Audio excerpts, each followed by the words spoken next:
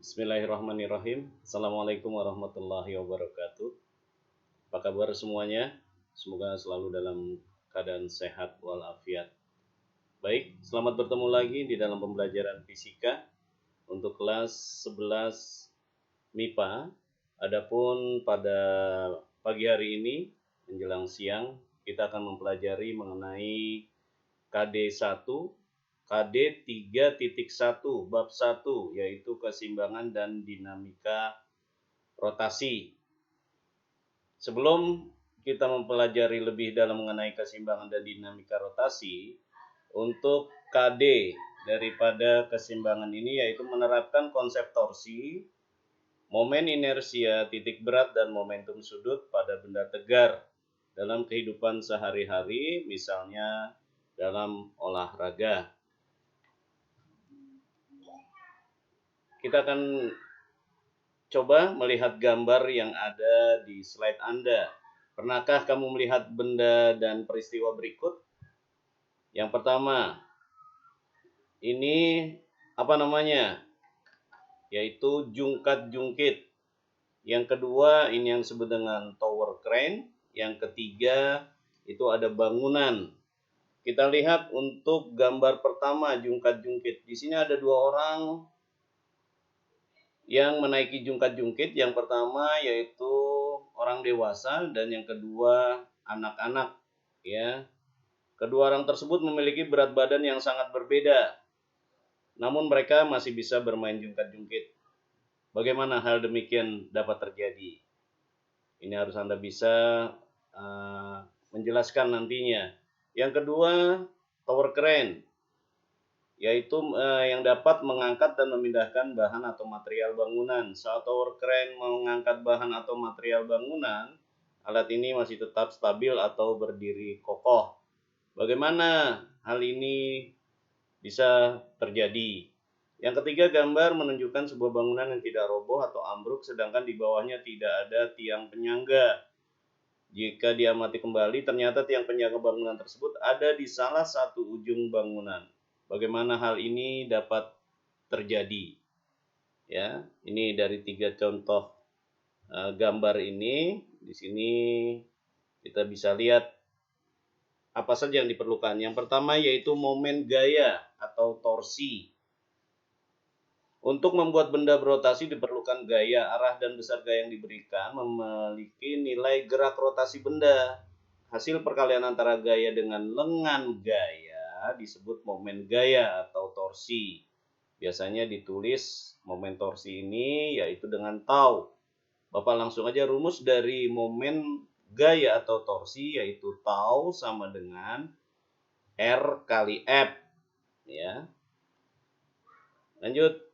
Jika gaya F bekerja pada jarak R, arahnya membentuk sudut tak tegak lurus terhadap sumbu rotasi putar. Apa yang terjadi pada rumus? Maka rumusnya menjadi tau sama dengan F kali R sin theta. Taunya itu apa? Momen gaya, satuan Newton meter. R-nya perpindahan, F-nya gaya, Newton. Jika gaya yang bekerja pada jarak R arahnya membentuk sudut tegak lurus, sumbu rotasi putar, apa yang terjadi pada rumus? Maka rumus menjadi tau sama dengan F kali R sin 90. Di mana sin 90 adalah 1, maka tau sama dengan F kali R. Ya. Kita lanjutkan. Sekarang yang selanjutnya, tadi momen gaya atau torsi, sekarang yang kedua, momen kopel. Apa itu momen kopel? Adalah pasangan gaya-gaya yang sejajar dan sama, tetapi berlawanan arah dan dapat mengakibatkan benda berotasi. Contohnya pada jarum kompas, Anda bisa lihat di situ. Untuk momen kopel, rumusnya adalah M besar sama dengan F kali D. Ya, keterangannya ya M besar itu adalah momen kopel, satuannya sama dengan momen torsi yaitu Newton meter. D-nya jarak tegak lurus garis kerja, satuannya meter. Besar kopel dinyatakan dengan momen kopel. Yang ketiga, momen inersia. Pada gerak lurus atau translasi, percepatan berbanding terbalik dengan massa yang merupakan inersia benda tersebut. Apabila hukum 2 Newton digunakan untuk gerak translasi, di mana hukum Newton 2 rumusnya F sama dengan M kali A, dan hubungkan percepatan sudut inersia sebuah percepatan linear tangensial A sama dengan R kali alfa, maka apa yang terjadi?